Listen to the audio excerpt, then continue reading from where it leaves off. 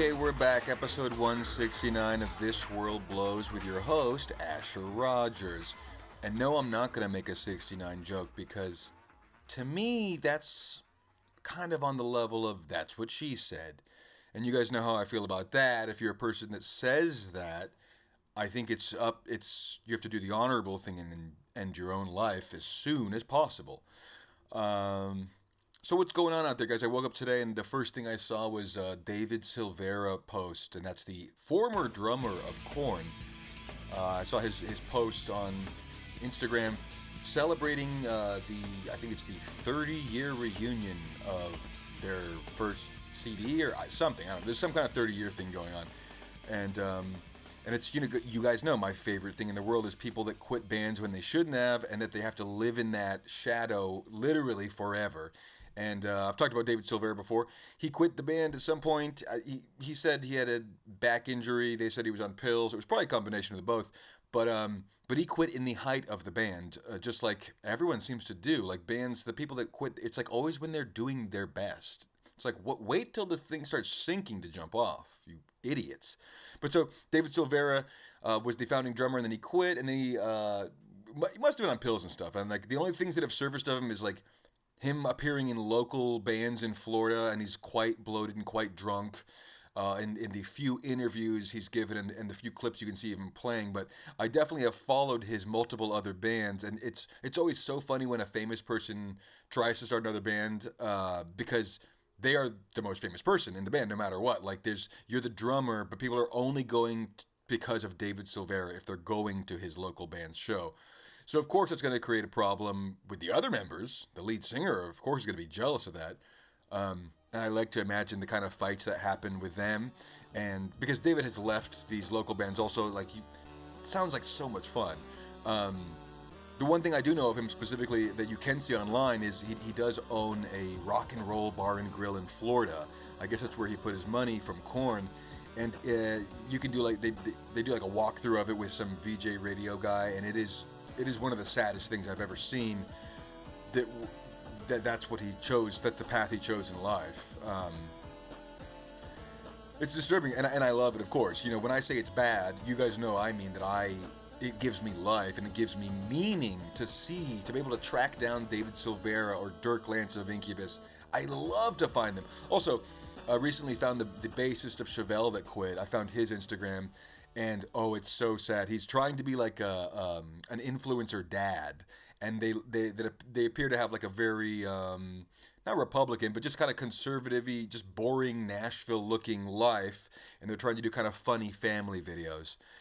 And it's wild. It's like, why wouldn't you just stay in the band Chevelle and collect the check? Because think about this, playing the bass guitar in the band Chevelle doesn't matter if you like the music, it has to be the least amount of work anyone could ever do. There's got to be maximum, and I'm not joking, maximum 4 notes per song. They might have different patterns they go on, but like any given song, you got to play 4 notes. You got to press your finger 4 times onto a fretboard to get that check. And you walked from it. It's fucking crazy. I think I mentioned it the last episode, but the bassist that quit Chevelle started a band with POD's guitarist that quit, and the drummer of Papa Roach that quit, which is so funny. I love all you guys that made a bad decision are now getting together and to still not admit you made a bad decision. Like you're backing up each other's denial. I'm sure. Imagine those guys getting together to start this band. All they were doing the whole time was talking to each other, talking shit about their former band. Being like, yeah, Dave was always like, he wouldn't even let me like write really. Like imagine the pathetic conversations these losers were having because they were unable to admit that they walked from the cash cow. Idiots. But I did see someone walking the streets the other day wearing a Korn 30 shirt, and I didn't know what that was, and then I looked into it, and it's this 30-year reunion kind of thing. And then last night I caught this live show, or I watched it online. I didn't go to it. But it was Korn, I guess out here in LA, and they're doing this 30-year reunion tour or something. Not like they ever stopped doing tours, but this is a real hilarious crowd pleaser kind of tour though, because I was watching it, and I've seen Korn live and when I was young, and I've seen videos of them since. I've been making fun of them almost my whole life, but I've never seen them act like this. They are on a crowd pleasing bender, and they're like, how do I describe this? It's the thing that's noticeable is Jonathan Davis between lyrics saying, "Everybody, come on," and "I can't hear you," or "Sing it with me." It's like the happiest you could ever imagine him. They're literally, I clicked on a song called Dead Bodies, and the chorus is dead bodies everywhere. Dead bodies everywhere. And then between him saying that chanting that, he go, "Come on, y'all, dead bodies everywhere. Sing it with me, dead bodies everywhere." It's the weirdest combination of feelings. It's so funny. I recommend it, guys. Check out Korn playing live right now. They are on. They're basically like Cirque du Soleil, or they're basically doing a Vegas version of their own show. It's very weird, but it's funny. So check it out. What else have I been doing? Oh yeah, since the last episode, I started looking more into Taking Back Sunday and that piece, and I shouldn't have, but I did, and I found a golden nugget, and that is the same thing I was just talking about. The one of the guitarists that would also sing half the songs, this guy named Fred something, was in Taking Back Sunday, but everyone only looked at the lead singer who was only singing because he was the hot one. So Fred, of course, that made him so mad, and he wanted to be bigger, and he wanted to be the lead singer, but he was not. They weren't letting him do that. So Fred, of course, does the same thing, and Fred quits Taking Back Sunday. There's that's honorable to do on one hand, but again, you guys know my rule. It's insane to do if that's the highest if you're going to keep doing the same thing. If you're going to keep playing music, then why would you quit the thing that gives you a paycheck? You're an idiot. Just have a side project, and see if that takes off. But don't quit and say, "I'm going to be bigger than you guys." And here's a little interview I found about it. A lot of people were talking to me about the risk of leaving a successful band and, well, how are you going? It's not a risk. It's not a risk. Yourself. It's a guarantee you will not be successful. This is kind of a funny thing. It is a lot to walk away from, and I realize that. For me, it was more about happiness, and, I dedicated my life to playing guitar and singing and writing music, and I felt like that was being compromised in the position I was in, and that I could do it a lot better on my own. No, you can't. You cannot do it better on your. In fact, you don't do it at all on your own. And yes, being in a band is you compromise your ideas, just like on any business or any creation. That is part of it. Yes, unless you want to be like a painter or someone who draws and keeps your own drawings, I guess you don't have to compromise at all. But I just love seeing it's not even delusion. These guys are straight up lying. These guys, people like this, they're all politicians. They have these smoothed out answers of why they would leave a famous and successful band, and they will never ever admit that there's inner turmoil or that they're jealous of someone or that they're not getting enough credit. They'll just say things like, "It was just so hard and I felt stifled, and I just thought I'm really just trying to, spread my wings and reach my artistic heights." It's like, no, you're stuck in a van with these guys for years and years, and you start to hate each other. That is normal.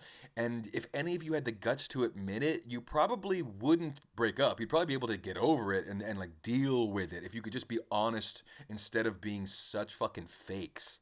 I love when people expose themselves like this. It's so embarrassing. And also, so I started going to this guy, Fred, from Taking Back Sunday, the guy that quit. I started going to his YouTube page, and he's now, this is like 20 years after you've been out of the band, he's nowadays doing current play-alongs with Taking Back Sunday, which is, he plays the song over the speakers, and he plays along with his guitar and sings alone to his old band's tracks for you to watch. And that it is one of the most embarrassing things I've ever watched in my life, guys. Truly shameful. I mean, like, even if you were doing that, even if you were still in the band, there's no reason to do this. There's no reason to pretend like everyone doesn't know how I actually did it. Everyone actually has been wondering how I could play this guitar lick and sing. So I'm just gonna show you guys how I did it. Nobody wants to know. Nobody even. I didn't even know this guy was out of the band until recently. Like, nobody knows you even left the band, because the band wasn't that big for people to even be aware. So it's like, just so many bad decisions upon bad decisions. It's so embarrassing. And it's exactly what these people deserve. What else is going on? I thought about this the other day. I thought about that, like, there's based on how people act online right now, that you might be able to get away with anything legally speaking, as long as you say it's a Logan Paul trend. Like, if you ran into a store with a paint bucket and just doused the cashier, if you just do that, you're going to jail. But if you do that and you go, Logan Paul told me to do this, like, there's a new culture of no accountability, and where we're able to just go, it's probably Logan. It's probably these influencers told my kids to do it. Everyone's drinking Prime. Like, if you're a parent that's mad that your kid's drinking Prime and you're blaming Logan Paul, it's like, well, I mean, I guess it's technically his fault in this localized manner, but, like, it's not like your kid wasn't going to eat McDonald's or anything, the trash that's out there anyways. So I do think anyone, if you're out there, if you get into any kind of legal trouble, I mean, if whether it's, you know, attempted assault, attempted whatever it is, try out first saying, this is a Logan Paul trend, officer. Like, I'm so sorry. Go, I'm so sorry. It's a trend. It's a trend. It's a trend. It's a trend. I'm on kick. I'm on kick. I'm on kick. Bro, it's a trend. It's a trend. It's a video. It's just a video. It's just a video. It's a Logan Paul. It's a Logan Paul. Like, you can take a gun from a cop, take it out of his holster, point it at his head, and if he has a problem with it, bro, it's a video. It's a video. It's a video. Logan Paul. It's a video. It's a video. I'm on kick. I'm on kick. I'm on kick. Fuji, dude. And to some of my viewers, you probably don't have any point of reference of what I'm talking about because you're a grown-up. But as I said the last episode, I've gotten sucked down the rabbit hole of streamers, which are people who are, you know, trying to get shot, and they should be shot. Like, we need to shoot them. We need to get to them and shoot them. But they're mostly kids. They're playing this game where they're riding the line of, like, they're young enough that they're aware that you're not supposed to assault them as an adult. So we're all just doing kind of the waiting game, the countdown game for people like Neon to be old enough to beat the shit out of them. And we'll get you. We're going to get all you guys eventually. I do love this, though, that, like, it's finally, like, Logan Paul, I think, just had a kid. Like, it's finally all these little tiny, like, no-cap prick boys with their fluffy marshmallow hair. They're finally getting older, and I'm loving this. This is my favorite thing about celebrity hotties or anyone who gets to live that specialty life for a period. You're gonna get older, and we're all going to watch and laugh. Like, we've all been watching and laughing Johnny Depp deteriorate for the last decades. It's because he got to be the hot guy, voted the hottest man in the world for many, many years. So we love to watch your face melt. We're gonna love to. I mean, it's starting to happen to Brad Pitt. We're starting to say, oh yeah, he beat up his wife on a plane. Oh yeah, it's starting. We're starting to, you know, all the people that get to be so hot. Eventually, we're going to mock them as they look ugly because all they ever gave us was hot. So, you know, once that's gone, you know, you got nothing unless it's just making fun of you. That's all you get. You know, maybe if you're smart, you do what's his name from Star Trek did, William Shatner, and you make fun of yourself and let people mock you, and then we'll let you stay in the club. We'll let you hang around us, old man, only if we get to make fun of you. So that's great. I'm just loving seeing streamers age, and just seeing people. It's just, I mean, no one wants to age, including me. I don't like it, but like, you know, look at Katy Perry. Look at her. It's like, you look horrible now, and we all are loving it. I don't know if you guys have been paying attention, but Katy Perry is, like, constantly showing up with wet hair everywhere she goes. It's some style that someone told her makes her look younger, but she looks crazy. Her hair is soaking wet, and she's also like trying to cover her body in gel and like a glistening. She looks like she has like Vaseline all over her entire body. She looks horrible and weird. And I still have not figured out why she is on this Spanish reality show, other than she must owe someone money or something. But I'm so glad to see people are turning on her, though, and with pointing out the same things I pointed out about her. This album is just absurd. This person is a joke, and always was a joke, and literally started off as a Christian artist. And I'll say this, guys. No, I will say this. Yeah. I started to second guess myself. No, I will say this. If you have put out, I was going to say, because I used to be a Christian and put out music, but if you've put out Christian music, if you put out music that went on a Christian music label, you cannot later on put out music that pretends you're a lesbian to get money. That means you're the lowest of the low. That means you're faking both things. Clearly, you weren't a Christian. You just you were like, oh, I can get famous maybe. I'll be the hottest singer here. And then, no, that doesn't work. Maybe I could be a singer here if I say I'm gay for one song and that I kissed a girl and liked it, even though that never happened. So, I forgot where I'm going. I'm just raging out against Katie right now. Forgot what my main point is, besides that it's over for her, and I love, no, that was it. People are agreeing with me. It's over for her. Another person that I'm watching time ravage and I'm loving it is Lady Gaga. And you guys, if you've been paying attention, you've probably seen all the memes and such, which means I guess that's the news, that the new Joker was horrible as a result of Lady Gaga. I've not seen any of it, nor do I want to. I didn't really think that last Joker was that great. People were kind of heralding it, but I think that was more because they were so glad someone besides Jared Leto was going to take it up. But anyways, ever since this new Lady Gaga musical one was said to come out, I was like, that's horrible. I hate Lady Gaga. And she is exactly that kind of overconfident piece of shit that thinks she should be a great actress too. And I'm just like, oh, I mean, you can call it confidence, whatever. The self-aggrandization of people like this disgust me, truly. Like they just take themselves so fucking seriously, and it is very embarrassing. But everyone's hating on this movie, and I heard a clip of a song from it. The Joker is me. The Joker is me. We don't want to hear. It's just Lady Gaga trying to flex, and the studio trying to use Lady Gaga's power to and name to have a bigger reach. It's just such a sad, gross idea. Unless they're willing to do, some kind of version with Michael Bublé. Maybe that's the next version. We'll have Michael Bublé is going to play Batman. He'll be singing in that movie, and we'll have Meryl Streep as the serious actress to to bring a levity to it. If you guys are into this idea, let's get it out there. Let's get Michael Bublé as Batman, singing and crooning all about how much he's fighting the crime in Gotham, but happy to do it, because these songs have to be positive.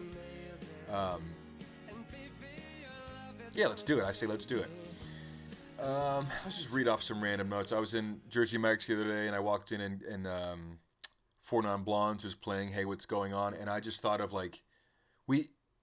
kill Katy Perry, or whoops, Freudian slip. We should kill Katy Perry. Yes, I've talked about that, but we should kill Linda Perry, the singer of Four Non Blondes. And I don't know how to get into this any more than her voice, the song, everything about it, the amount it's been replayed. It's almost nothing compared to the fashion those women were choosing in that era, which is it's the worst level of New York cyberpunk lesbian fighter clown, trying to look ugly to prove that they don't care about being sexy, but it's but you're doing a lot of work to look ugly. You're putting a lot of energy into the ugly part, so you must care.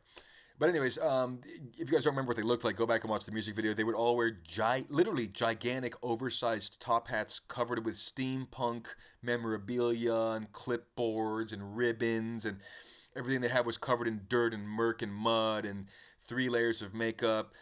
They were the half-shaved side head girl look. They were the first ones to do that kind of thing. They had some of them had cornrows. They literally were just trying to look, and I'm not joking, as bad as they could. They were covering themselves in items and stuff. It was a choice, but the look matched the music, which was heinous. It's why is that song played other than some type of Raytheon torture, radio wave Raytheon torture? Why would that song get played?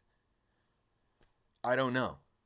That's one of those songs I've heard since I was a baby. It's never left the radio. No one's ever called the radio to ask for, ever tried to get that song to be played.